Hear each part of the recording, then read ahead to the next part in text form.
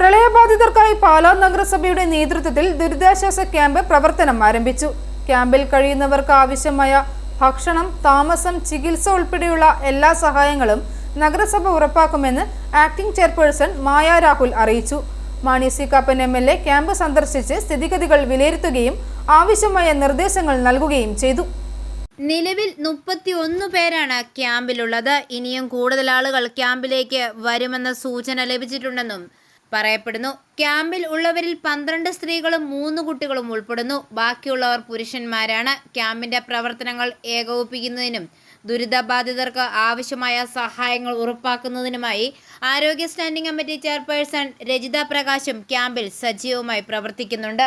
3-ാം വാർഡിലെ കുറച്ചധികം പേരെ ക്യാമ്പിൽ എത്തിച്ചിരിക്കുന്നതുകൊണ്ട് വാർഡ് കൗൺസിലർ ജോസിൻ ബിനോയും ക്യാമ്പിലുണ്ട്.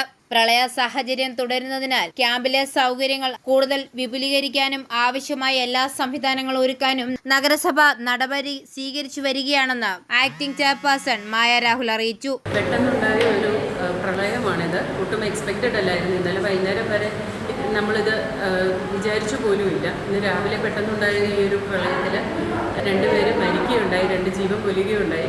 അവരുടെ പോസ്റ്റ്മോർട്ടത്തിനായിട്ട് ഗവൺമെൻറ് ആശുപത്രിയിലാണ് നടത്തുന്നത്. ബാക്കിയുള്ള ഈ പാലാ മുനിസിപ്പാലിറ്റിയിൽ ഈ പ്രളയബാധിതരായിട്ടുള്ള ആൾക്കാരെ എല്ലാവരെയും നമ്മളിവിടെ പാർപ്പിച്ചിരിക്കുകയാണ്. ഗവൺമെൻറ് ഹയർ സെക്കൻഡറി സ്കൂളിൽ പാർപ്പിച്ചിരിക്കുകയാണ്. ഇനിയും ഒരു 2 കുടുംബങ്ങളൂടെ വരാനുണ്ട്.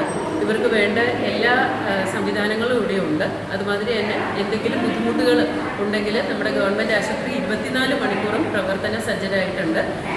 എന്ത് കെടുതിയും നേരിടാനുള്ള എല്ലാ സജ്ജീകരണങ്ങളും അവിടെ ചെയ്തിട്ടുണ്ട്.